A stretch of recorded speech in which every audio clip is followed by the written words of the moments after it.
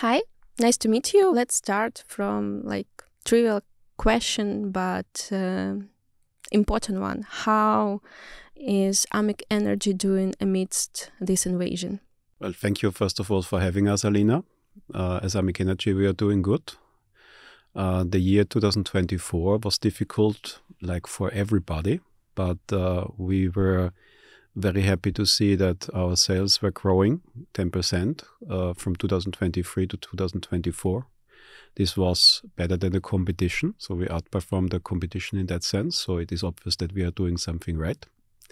Apart from that, 2024 was, was kind of having challenges like coming from the shelling. We were basically shelled at one of our oil terminals, which was totally destroyed. Then we had damages on 12 stations, which we, of course, then again repaired. Then there is also, of course, important new regulation concerning taxes in Ukraine. So we are paying more taxes upfront, which is a good thing and understandable given the difficult situation Ukraine is in and the emergency situation we are all facing here.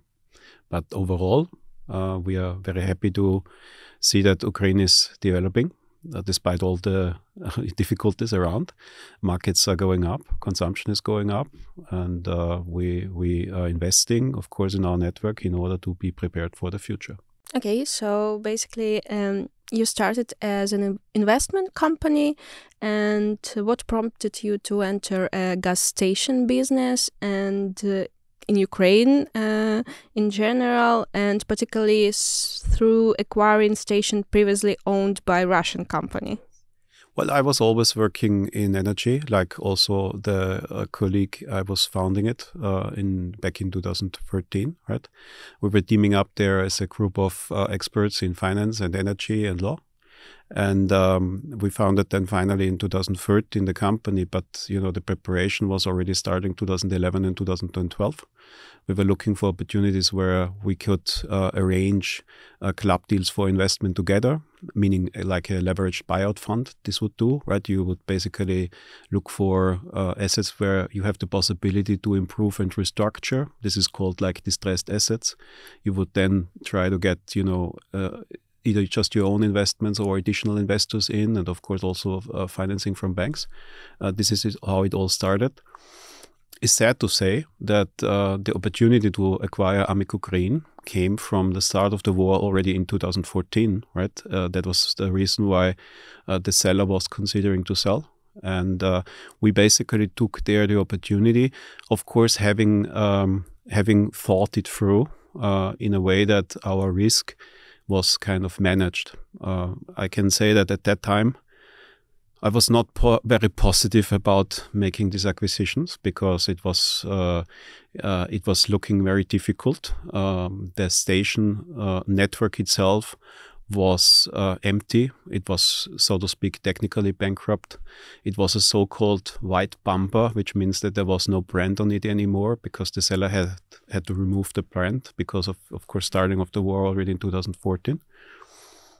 But we successfully took it over, and we started then simply just to restructure the network and the company. We were saving on costs. We were bringing a new brand to Ukraine. We were developing all this quite quickly because it was necessary in order to bring it up again. And with all, I would say, the ups and downs of the years since we bought it, which was finally then closed in 2015, we think that it is a good success story to be here and basically to continue our operations and growing the network and our business. So it was definitely not an impulsive purchase. No, definitely not. I mean, it is always, I would say, in energy business in general, difficult when you are taking over a business in a market which is kind of stressed or distressed. But on the other hand, this is also where the opportunity lies, right? I mean, you cannot have a reward without risk. And we were, as a group, experienced in Eastern Europe already for decades, so to speak, right? We are not that young anymore. So we were working from Austria in Eastern European countries from the beginning of our, I would say, kind of activity. Ukraine was a new land at that time. There were not so many volunteers at that time, going and acquiring. But that is, of course, also what brings opportunity to private and independent companies. And we are, I would say, when we look back, we are happy that we did it, right?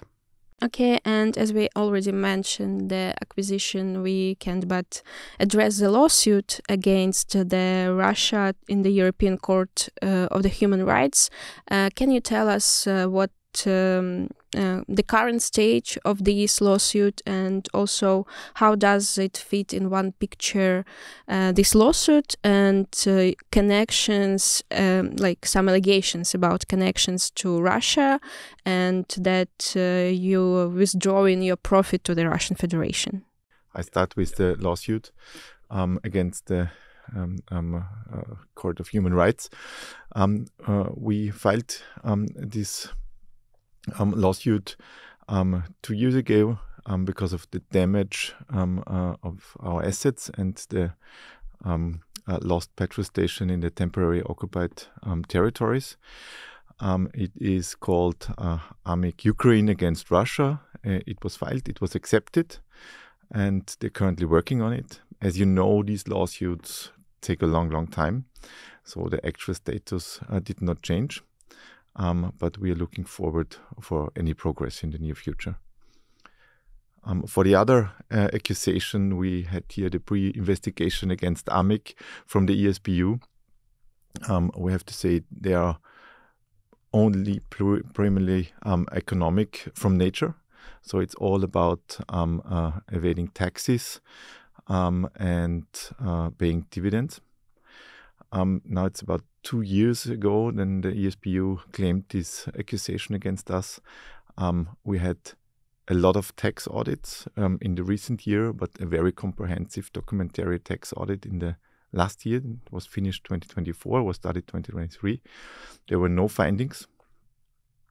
No findings, first of all, in terms of taxes, and also very clear no findings of paying dividends to anybody, not to Austrian shareholders. There are only European shareholders, and not paying anything to any Russian individuals. Maybe it's not easy to understand that we are operating this company 10 years without getting any dividends, not a single penny. But we invested all in the network. As Günther said, we had very challenging targets, like it was a white pumper, no logo, technically bankrupt. So we had to invest in a new logo, new fuel supply, new stations and everything, and a new CP concept. So it took all the money. But we are happy that these points are closed. We already closed 2 of the 4 episodes of the accusation and pre-investigation of the ESPU. Now we had a very depth custom audit. Again, no findings. Everything was correct. No money was anywhere transferred. And all these papers are being prepared, sent to ESPU.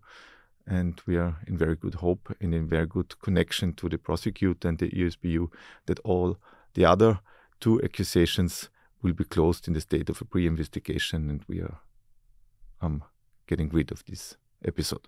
Okay, thank you. That sounds like a good news. And maybe you can mention which assets now are on the occupied territories, how many gas stations, etc. Well, we have under the occupied territory, there is 19 stations, right?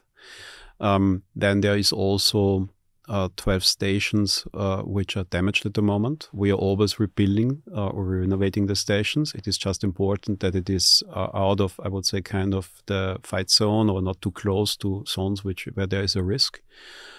We have also rebuilt, as we said about the years 2024, there was 12 stations renovated. There is also 12 stations planned for 2025. We are also rebuilding a Warsaw station, which is in Kiev, Brodanki area, which was completely damaged in 2022. So we are building a brand new station on that. And we are also expanding, I would say, of course, the the network potentially by doing additional acquisitions when such, I would say, smaller networks or single stations are offered to us. There is, at the moment, as you may know, there's a bit of a change and consolidation in the market. There are some stations available, so we look at that and we will see what we can do on that. Maybe let me add that there are 19 stations in the occupied territory, 12 stations damaged or closed due to the risk at the front line. And even today in Nikolaev region, a station was hit by the blast of a Shahed drone. But we're constantly trying to reopen these stations and work with many stations possible. At the moment, it's about 201 stations open. Let's talk about your assets which are not on the occupied territories, and it was the issue of the seizure of the AMIC's assets. What is the current situation now? The current situation is that, as we said before, it is a pre-investigation against our company, like it is a pre-investigation like, more than 1,000 other companies, right? Because this started with the war. Basically, as you know, there were, pre-investigations starting again against more than 1,000 companies and more than 3,000 individuals. And I think we are also pre-investigated because originally we bought from a Russian company. That's the only reason, right? About the assets itself, it is correct that this temporary arrest on our assets is still in force. It means that it actually means three parts. There is the share capital, then there's the real estate, and there's the trademark. However, this is not hindering us, and this is right that it's not hindering us from doing our business just like we do it, right? I mean, we are fully operational. We are investing in the network. As said, we are trying to expand the network. We are expanding our offers, say, on the fuel side. We are expanding our offer on the shop side. We are focusing on the quality of our fuel. And coming back once more about the situation that these assets are temporarily blocked. It was a pre-investigation started. Unfortunately, our case was, for whatever reason, pushed to a high-profile case to the media. Right? The topic of the case or the pre-investigation, as we said before, is purely of economic nature. It is taxes and dividends or paying dividends. It is easy to prove for us that everything was right with taxes. It is easy to prove that there was not any payment of dividend all over the years because we have just reinvested it in the network. When I come back on the tax topic, I would say that the financial statements of our company are confirming that everything was correct with the taxes, and this is audited by an international auditor every year, right? We had regular tax audit for all the years. We had a very detailed documentary tax audit in 2023 covering all the period. Everything was in a way that is confirmed that we did everything right. We were, in addition to that, also awarded by this comparison being one of the most efficient taxpayers in Ukraine for many years. We were always among the top three. This is also confirmed by members of the parliaments who are basically experts in this field. We see the temporary blocking of our asset as a temporary thing. We, as my colleague Andreas already said, we have closed half of basically the topics which are under this pre-investigation. We are cooperating very proactively with the ESPU and the General Prosecutor Office. We're providing all the information. There was also a comprehensive documented customs audit, which was very detailed, which was done. We are now also providing this information again to the authorities, and we have full confidence that the rule of law and rule of tax in Ukraine will be valid and will prevail, and so that we expect our assets freed and, so to speak, not temporarily blocked anymore very, very soon. Last sentence on paying taxes. It is our pleasure that we, as I said earlier, we increased business from 2023 to 2024 by about 10% of sales. This means, of course, not just work for our employees as an important employer in Ukraine, and also not only basically expanding our customer base, but it means, of course, also expanding the tax payment which we are doing. And in 2024, we paid 2.5 billion Ukrainian hryvnias in taxes, which is 58 million euros. So it's a substantial amount, which is hopefully helping the state of Ukraine in dealing with all the issues which we have now. So basically, if I'm not mistaken, and like due to all the paid taxes, this situation didn't impact the operations of the company? Not at all. Not at all. We're free to work. Yeah. What do you think about the nature of these kind of criminal proceedings, and why your assets hadn't been released yet? I think it's very easy to answer. They are groundless. And they are coming because we bought the assets from a Russian company. It's the only connection to Russia there is. And after the full-scale invasion, Ukraine state want to make sure that there are no connections.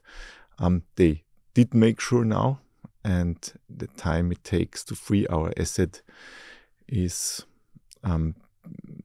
based because it's a very hard decision to close these cases for the authorities, not because there are any doubts, but because it's a procedure. It's a procedure, yeah, and a procedure takes a long time. So we file a lot of information. They have to work on it, but the accusation are partly closed, and the second part is just about to come. Okay, and what's your current relationship with Economic Security Bureau and the Office of General Prosecutor?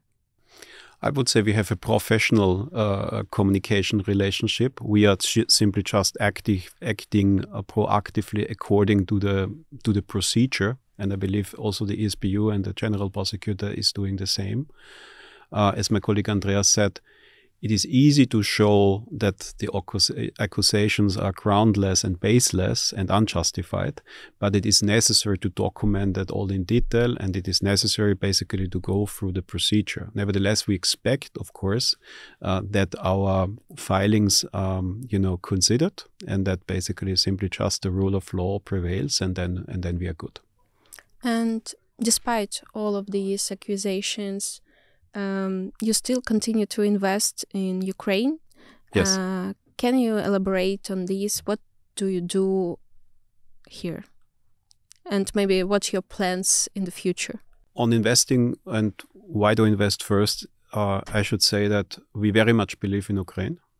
It's a very huge market, great people, a lot of innovation and potential for the future. We believe that when the war ends, as we always say, Ukraine will skyrocket. We're not the only ones who figured that out. I mean, there is a lot of other companies waiting just, so to speak, to jump in. But we do not need to jump in because we are already here and we have already a significant network in the country. We will build on that. When it comes to further investments, we are considering, on one hand, as said, to expand the business really station-wise. We believe when there are good opportunities to buy, we will have a look at, and if it makes economically sense, we can do that. The other thing is also that we are active, of course, also in 4 other countries. As you know, we are active in Austria with EV charging stations. We're active in Poland. We're active in Lithuania and Latvia. And we see also that we can bring some of the successful concepts from this country to Ukraine. We're thinking about, for example, on the food side, meaning food offer, bringing American Pizza Sabaro, an international partner we are working with in Poland. We could also consider that for Ukraine. We have already 1 station where we believe it would be a good idea to have that because it's a huge size station. We are working also with the international brand Subway in Poland. So that is also a possibility to bring to Ukraine. And we are of course also expanding the state, or let's say improving the stations itself. We are changing the design to a modern design. We are bringing it to loft style kind of station interior. And to answer in one sense is the question from before. We simply believe in Ukraine and the Ukrainian market and the Ukrainian people, and we believe that Ukrainian will be successful despite all the issues. And maybe to add, we're also thinking about adding the EV charging station in Ukraine. We're doing it in Austria and in Poland. And we believe that this is also a very good market in Ukraine. We see a lot of EV cars driving around the streets, and it will be a business case in the near future. And maybe you're considering some investments outside the energy sector. We do that. We basically are also active in real estate, but that is rather at the moment in Austria and Germany. We have already thought also about real estate in Ukraine eventually. I have not concretized these ideas. I believe apart from that, we focus at the moment on energy because this is the business we understand and it is large enough, so to speak. Yeah, next to the petrol station in the energy sector, we do photovoltaic power plants, including power storage. We have some projects in the Baltics, and that's the way to go. And how did you manage to replace those volumes which you had before the full-scale invasion and which become unavailable during the war? Right. And I mean now the Kremenchuk refinery and also the Moser refinery in Belarus. The volume itself, when it comes from supply, was already completely changed over the years to Western supply, I would say. So we basically, when we took over the company, we organized supply from Western countries, meaning Western from Ukraine. A very important country for us as supply is Lithuania, where we are getting basically fuel from Orlen. We're getting also, of course, fuel from Poland. We're getting fuel from Romania. We're getting fuel from US. We're getting fuel from Germany. When, as you know, the full-scale invasion started, we were among the companies in Ukraine who managed to, maintain supply. There was a lot of trucks used for bringing fuel from Lithuania, for example, or from Poland to Ukraine. And we continue to diversify the supply. It is in the last years there was a whole restructuring of, I would say, kind of fuel supply situation in Europe in general. So there are more players and new players also in the market which we could use, which we are of course also considering every year. We're doing, like say, an annual tender, and then we're also basically doing smaller tenders for adding some additional volume. We believe also that in the supply itself, it is basically to the certain extent coming still by trucks, but we are also again using railway as we once did in the past. For example, the Romanian supply is brought basically by railway. Maybe to add, in the time of the starting of the full-scale invasion, it was a big challenge to get enough fuel products into the country. We are very proud that we were one of the few networks who always offered fuel to the customers. This was, of course, due to the fact that we started to change the supply chain even before. And we had a partner in place in Poland, Lithuania. We have a network in Poland.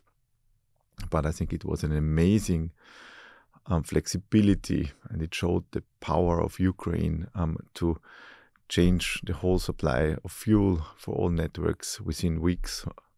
And this amazing flexibility to change, to adapt, is very important for the current complex situation in Ukraine. I guess that ceasefire, not only you are waiting for this ceasefire, we're also here waiting for it. And how different is Ukrainian market and EU markets? What's the difference, and how how differently you manage those assets in European Union and in Ukraine? I would say Ukrainian markets are even more competitive than the European markets. We see a lot of very nice concepts from our competitors here. We have a lot of customers going to the station, using the food offer, the coffees and things like this. This is even more popular than in European countries. And we think that Ukrainians are by far more digital natives than, for example, people in Poland. So the outdoor payment terminal possibilities are very important. The loyalty app is very important. So to attract customer not only at the station but also in a digital way to get them to the station. That's much more advanced than we see it in the other countries we are active. And we already talked about the investments, but as far as I know, you also support Ukrainian armed forces. Can you elaborate on this question, because it's also important? Yeah. We have 3 big initiatives. Let's start with the cultural initiative first, because it's happening in this week, the Austrian Film Week. We are a proud partner. We strongly believe that in times of hardship, a cultural event can remain the bridge between countries. And we are very proud to take part in this festival. The second one are our charity initiatives. Invincible Coffee, for example, with Sergei Brutulio Foundation, where we donate a certain amount of hryvnia. Every cup of coffee is bought on our stations. We do provide materials for shelters and hospitals, and also equipped commando cars. And the third initiative is our ongoing support for the armed forces of Ukraine, where we provide fuel, of course, because we're a petrol network, but also Mavic from AMIC drones and other things which are needed by the battalions our employees serve in. So these are the 3 main chapters, and we spent over 30 million hryvnia in this initiative so far. You mentioned that your employees are serving in the armed forces of Ukraine. How do you support them? And how many maybe your employees are in armed forces of Ukraine now? I think at the moment there are about 110 people in the armed forces. There is then also, of course, this reserved people. We are then particularly supporting the battalions where our employees are in addition, right, with kind of equipment what my colleague Andreas mentioned already. And we are, of course, also our focus when the full-scale invasion started was also to give additional support to our people. There was, for example, a monetary support for people who had to move from one place to the other. Right? Then, of course, it is possible to work remote. It is possible to basically eventually move to another city when that is necessary. Fortunately, that was just at the beginning of the full-scale invasion. Now, basically, everybody is back in the office. We see that it is very important to be a good employer for our employees, because we are trying to support them, but they are supporting us, of course, a lot by doing a good work and a good job and being very innovative and flexible. Not only, for example, in securing the supply of fuel, but also in managing just everyday issues and challenges which are coming from the, I would say, extraordinary challenges Ukraine is facing at the moment. In addition to the number what Andreas mentioned already before, I wanted to say that the overall amount of charity, all that basically together, not counting our own employees, of course, just the external one, is about 3.3 million euros. Which accumulated over the years. That is a significant amount for us, because we should also mention that we had, of course, also significant damage. Meaning, the damage is about, say, we believe it's of course sometimes hard to assess because we cannot even reach our stations, but it's about between 20 to 20 million euros, which we counted as a damage over the last 3 years. But the charity amount is in addition to that, and we believe this is of just our proud contribution to Ukraine and simply just the institutions. That's impressive numbers. But I want to come back a little bit to the cultural initiatives, because now it's the Austrian Cinema Week, if I'm not mistaken, and maybe you can tell us, why did you decide to support cinema? Well, I think that when you consider Austria, we have, as a neutral company, as a state, not the possibility to support so much on military side, right? But I believe we have the possibility to make sure that Ukraine is kind of supported concerning, I would say, kind of cultural and social resilience, because it is not only important to have military support. Of course, it is very important, but it is also important, I think, to stay mentally healthy living in Ukraine. And I believe that arts and culture can be, a beacon of hope, and simply just, reminding us about, I would say, kind of the healing power or the inspiring power of cinema. We see that with the different movies presented again in this Austrian Film Week, on one hand from Austrian directors, but also from Ukrainian director, we see that I believe when we watch the movies together, we can understand, different mentalities, different, I would say, cultures. We can celebrate kind of differences, but also our shared values. I think it is, when you look at movies, it's kind of easy to feel how people live, or the emotions, how they basically how they function.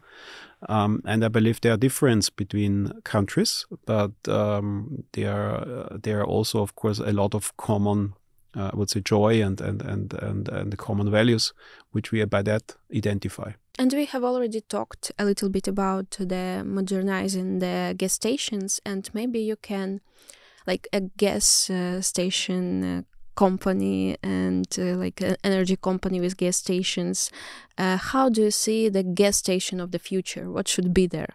We strongly believe, and we can see it in different markets, that the gas station of the future is going to be a mobility service station. There will be much more offered than in the previous time, where actually there was fuel, motor oil, and maybe some spare parts. It's going to be fuel, it's going to be power for electric vehicle, it's going to be a variety of food. It's not only if you're seeing stations of ours in Poland, we have Subway and Sbarro as a food offering. We have the first station in Poland who have a pizza drive-through. All our stations equipped it with Sbarro and Subway, like about 75 or something, have third-party delivery. So you can order your pizza at the station and bring it home. So there are like parcel services, there are like cash machines. So a station will attract much more people than people looking for gas. They're looking for food, they're looking maybe for cash, they're looking maybe to pick up their Amazon parcel. So I think it's going to be a mobility and service station with a wide range of offering.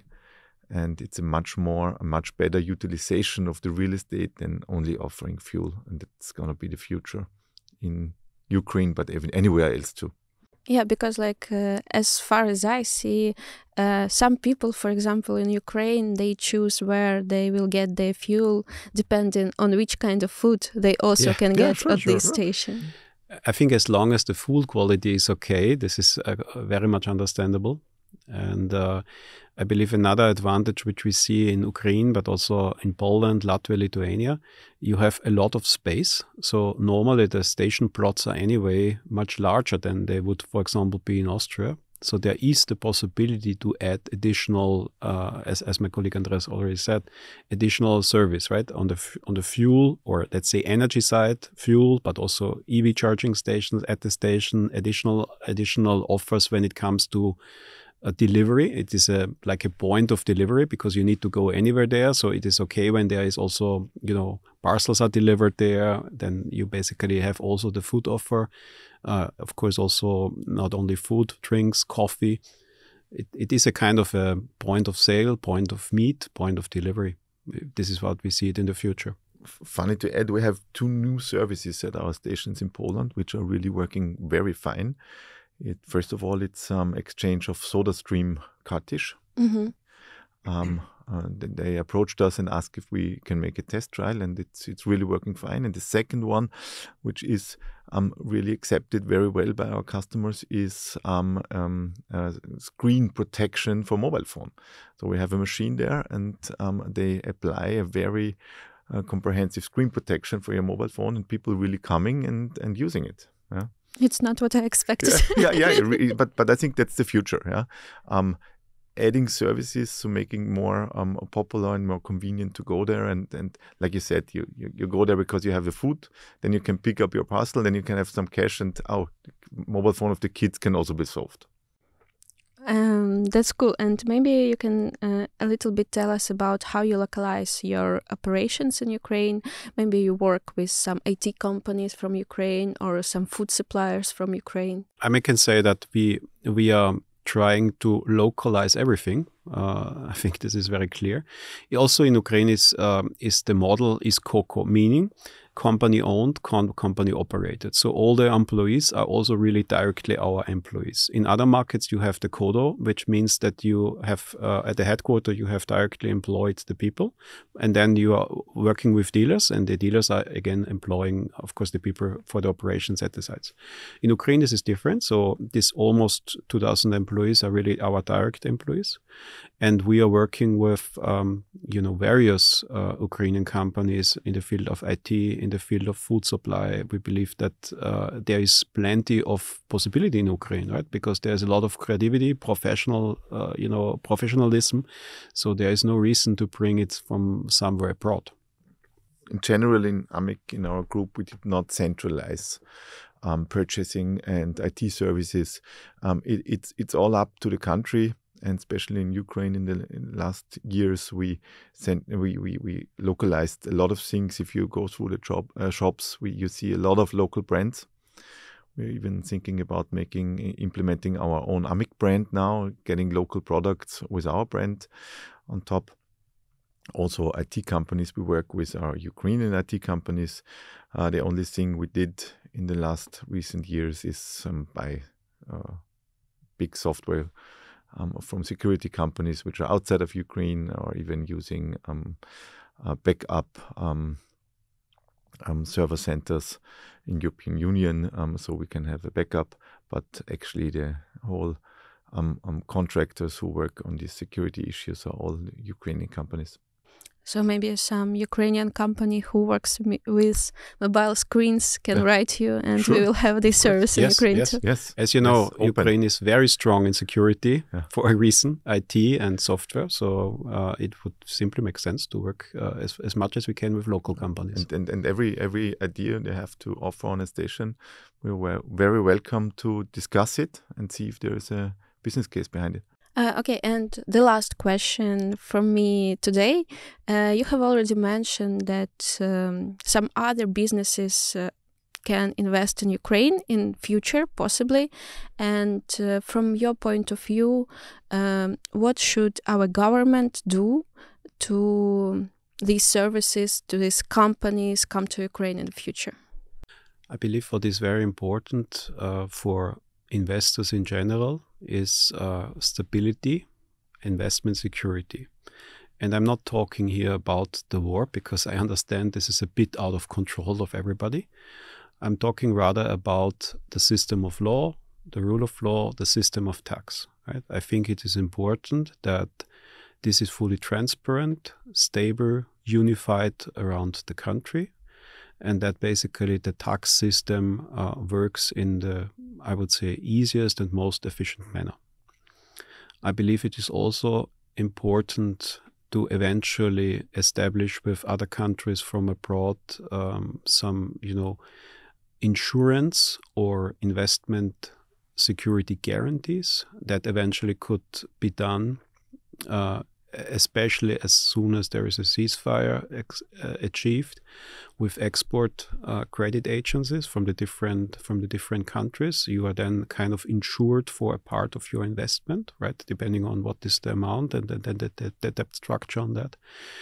And I believe also it is important not to put, unjustified, unlawful pressure on foreign investors. Right. I think our case is a bit of an example how investors are not attracted, because if you work in a country for a long time, you are in good relationship. For example, when the war started in 2022, we were participating all the important meetings and conferences, how fuel supply could basically then achieved. And just 2 months later, we were simply then pre-investigated. But we have said already, we understood that because it was not just us, it was many other companies.